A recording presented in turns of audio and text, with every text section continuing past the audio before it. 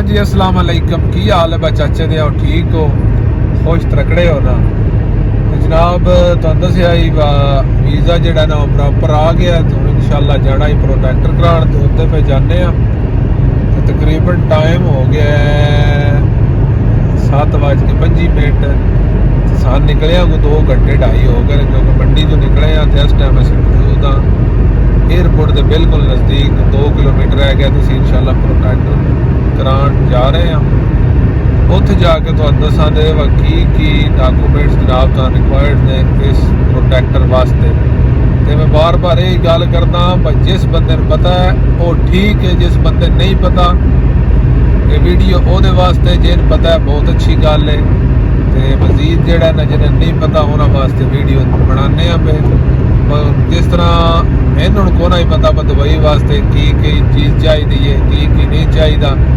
ਉਹਦੇ वास्ते मैं क्या वैसे वीडियो बना के ते ला छड़ते हैं किसी के तरले ना करने पोषण वेख के तो पता लग जाए जा रहे हैं जनाब तो दसा दे डॉकूमेंट्स किहड़े किहड़े चाहिए ने की तरीकाकार है कितनी फीस है कितना टाइम लगता है कितने चिर में दे छड़ते हैं यानी उत्थे जाके भी मिलते हैं जनाब थोड़ी देर नज़दीक ही तकरीबन 2 घंटे चढ़ अपड़ नहीं जाना राय साहब घंटे साडा जनाब जड़ा पैदा पापड़ जाने तो फिर चल के अगली गल दसते हैं हाँ जी तो चाचे ते आ गए हैं इत्थे प्रोटेक्टर दफ्तर ते असी जमा शमा करा के ते तां हुण इत्थे बैठे क्योंकि आउंदे सारे एजेंट ने घेर लिया ते मैं तुहानू लोकेशन तक आ छड़ा लोकेशन एक बार सामने कैमरा मारिया रहमानाबाद स्टेशन कोल है सामने ते बिल्कुल दूजे पासों बिल्डिंग तक आ छड़ो ਇਹ ਜਿਹੜੀ ਬਿਲਡਿੰਗ ਹੈ ਨਾ ਇਹ ਗ੍ਰੀਨ ਵਾਲੀ ਪਾਸਪੋਰਟ ਆਫਿਸ ਲਿਖਿਆ ਹੈ ਤੇ ਦੂਸਰੀ ਸਾਈਡ ਤੇ ਨਾ ਹੁਣ ਗੱਡੀ ਖੜੀ ਹੈ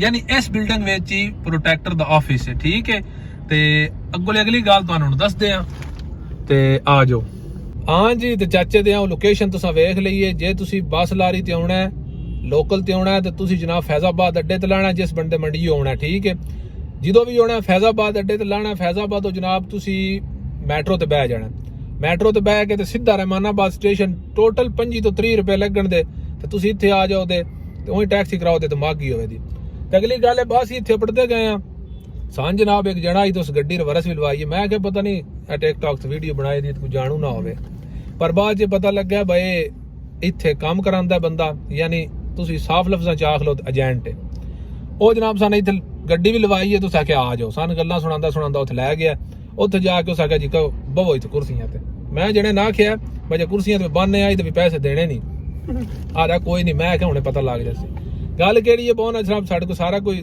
कापियां शापियां लैके उस आख्या जी कड्डो 12,500 रुपया मैं ते आख्या 12,500 काई दा कल साडा छोर करा गया दुबई दी 7,500 7,200 रुपया फीस है कोई 1,500 तू ले लै पर मैं उन्हें आख्या नहीं करानी इतने पैसे कोई नहीं बाहर टुरदे आया तू 500 घटदा आया अखीर मैं उन्हें आख्या तू सन फार्म लै दे वापस असी फार्म वेख लो ना 2 मिनट ही टोर गए ना उतां एक यानी 2 मिनट सिर्फ लगे ने उस आके उतां टोर के ना मैं तो अंदरों लै देना मैं उन्हें आख्या नहीं असी करानी जिस दफ्तर दे नेड़े आ रहे हैं ना अखीर फाइनल ओहदे नाल असी मुक गए हां बस तू इतने विच ओहदे नाल साडी गल हो गई तकरीबन 11,000 विच जनाब उस सन कोई सन लैंड च नहीं लगना पिया कोई कुछ नहीं करना पिया ते असी जनाब सीधा गए हां फीस दित्ती है वो जेडे दूजे पैसे यानी 11,000 रुपया उन दिता उस टोटल सारा जनाब प्रोसीजर जेड़ा ना उस कर छड़िया उस आके घंटे बाद तुसीं अपना पासपोर्ट ले लवे मोहर लगी लगाई मैं आख्या आ वेखो ना ये मैं तुहानू गल दसी जिस बंदे को पैसे हैं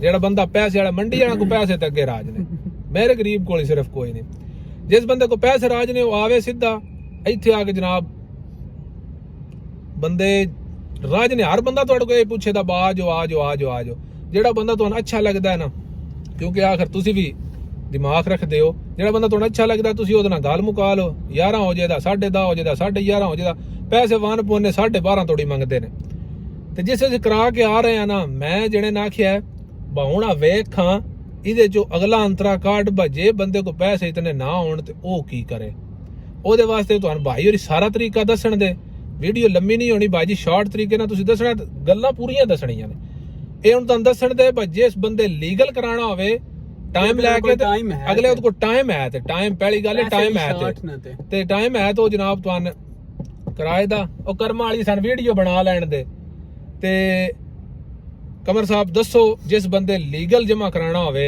ਟਾਈਮ ਉਹਦੇ ਕੋਲ ਹੋਵੇ, ਪੈਸਿਆਂ ਦੀ ਕਮੀ ਹੋਵੇ, ਤਾਂ ਉਹ ਕਿਸ ਤਰ੍ਹਾਂ ਇੱਥੇ ਆ ਕੇ ਅਪਲਾਈ ਕਰੇਗਾ? ਉਹਦੇ ਵਾਸਤੇ ਬੈਸਟ ਤਰੀਕਾ ਹੈ ਕਿ ਜਿਸ ਟਾਈਮ ਤੁਸੀਂ ਦਫ਼ਤਰ ਪਹੁੰਚੇ ਹੋ ਨਾ ਜੀ, ਤੁਸੀਂ ਪ੍ਰੋਟੈਕਟ ਆਫਿਸ 'ਚ ਪਹੁੰਚੇ ਹੋ, ਤੁਸੀਂ ਉੱਥੋਂ ਫਾਰਮ ਲਵੋ। ਅੱਛਾ, ਉਹ ਫਾਰਮ ਲੈ ਕੇ ਉਹਨੂੰ ਤੁਸੀਂ ਫਿਲ ਕਰੋ। ਠੀਕ ਹੋ ਗਿਆ। ਅਗਰ ਤੁਸੀਂ ਆਪ ਫਿਲ ਨਹੀਂ ਕਰ ਸਕਦੇ, ਕੁਝ ਬੰਦੇ ਨਹੀਂ ਕਰ ਸਕਦੇ, ਅਨਪੜ੍ਹ ਨੇ ਜਾਂ ਤੋਂ ਬਾਹਰੋਂ ਕਿਸੇ ਕੋਲ ਫਾਰਮ ਫਿਲ ਕਰਾ ਲੈਣ।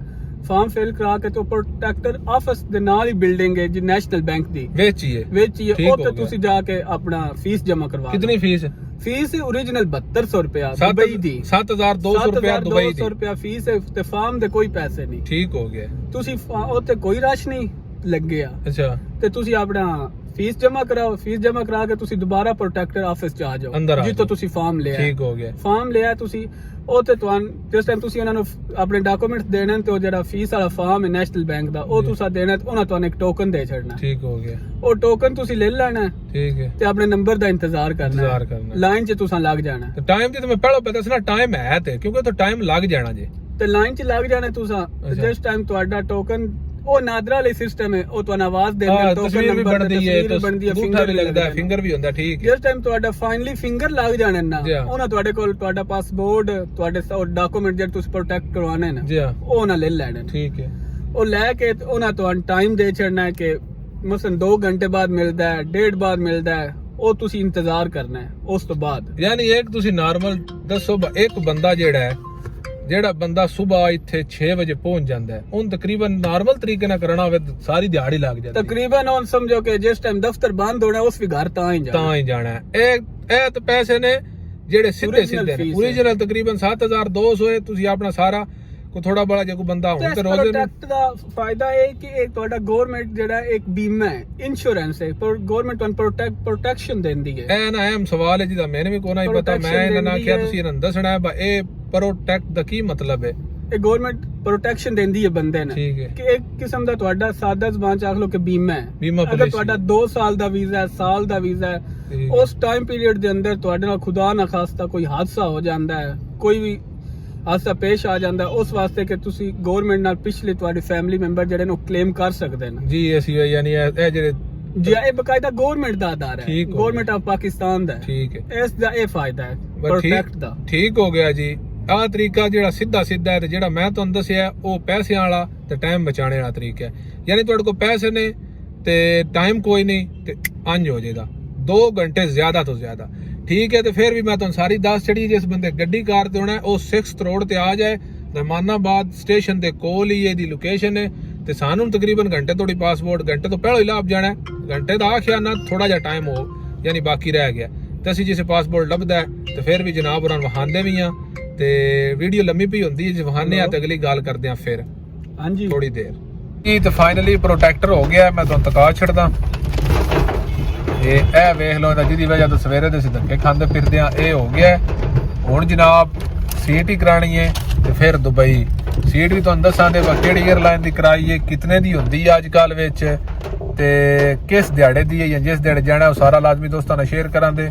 ਤੇ ਮਜ਼ੀਦ ਤੋਂ ਸੁਣ ਲਓ ਜੋ ਕੁਝ ਪ੍ਰੋਟੈਕਟਰ ਵਾਸਤੇ ਤੁਹਾਨੂੰ ਕਾਗਜ਼ ਚਾਹੀਦੇ ਨੇ। ਇੱਕ ਵੀਜ਼ੇ ਦੀ ਕਾਪੀ, ਇੱਕ ਅਪਰੂਵਲ ਦੀ ਕਾਪੀ, ਇੱਕ ਪਾਸਪੋਰਟ ਦੀ ਪਹਿਲੇ ਤੇ ਦੂਜੇ ਪੇਜ ਦੀ ਕਾਪੀ, ਇੱਕ ਤੁਹਾਡੇ ਸ਼ਨਾਖਤੀ ਕਾਰਡ ਦੀ ਕਾਪੀ, ਇੱਕ ਤੁਹਾਡੇ ਅਕਾਊਂਟ ਦੀ ਜਿਹੜੀ ਚੈੱਕ ਬੁੱਕ ਹੈ ਨਾ ਉਹਦਾ ਪਹਿਲਾ ਪੇਜ ਜਿੱਥੇ ਅਕਾਊਂਟ ਹੁੰਦਾ ਹੈ ਇੱਕ ਉਹਦੀ ਕਾਪੀ ਤੇ ਹੋਰ ਇਸ ਤੋਂ ਇਲਾਵਾ ਯਾਨੀ ਬਸ ਇਹ ਚੀਜ਼ਾਂ ਨੇ। ਇਹ ਤੁਸੀਂ ਫਾਈਲ ਪੂਰੀ ਮੁਕੰਮਲ ਕਰਕੇ ਤੇ ਆ ਜਾਓ ਇਨਸ਼ਾਅੱਲਾ। ਅੱਗੇ ਤਰੀਕਾ ਸਾਰਾ ਤੁਹਾਨੂੰ ਦੱਸ ਛੜਿਆ ਤੇ ਇਹ ਬਣ ਜਾਏਗਾ। ਐਡਾ ਕੰਮ ਕੋਈ ਨਹੀਂ। ਪੈਸੇ ਦਿਓ ਜਲਦੀ ਬਣ ਜਾਏਗਾ, ਨਾ ਦਿਓ ਤੇ ਥੋੜਾ ਟਾਈਮ ਲੱਗ ਜਾਏਗਾ। ਠੀਕ ਹੋ ਗਿਆ ਇਨਸ਼ਾਅੱਲਾ। ਜਿਹੜੇ ਥੋੜੀ ਟਿਕਟ ਨੇਸ ਕਰਾਂਦੇ ਉਸ ਵੇਲੇ ਥੋੜੀ ਅੱਲਾ ਦੇ ਹਵਾਲੇ ਹੱਸਦੇ ਰਹੋ ਵਸਦੇ ਰਹੋ ਇਨਸ਼ਾਅੱਲਾ। ਅੱਗੋਂ ਜੋ ਕੁਝ ਹੈ ਤੁਹਾਡਾ ਸ਼ੇਅਰ ਕਰਾਂਗੇ। ਪਾਕਿਸਤਾਨ ਜ਼ਿੰਦਾਬਾਦ। ਤੇ ਬਾਰਿਸ਼ ਬੜੀ ਜ਼ਿਆਦਾ ਇਸਲਾਮਾਬਾਦ ਵਿੱਚ ਸ਼ੁਰੂ ਹੋ ਗਈ ਹੈ। ਰਾਵਲਪਿੰਡੀ ਇਸਲਾਮਾਬਾਦ ਵਿੱਚ ਹੁਣ ਨਿਕਲਿਆ ਨਾ ਵੇਖੋ ਨਾ ਕਣੀਆਂ। ਠੀਕ ਹੈ। ਅੱਲਾ ਦੇ ਹਵਾਲੇ।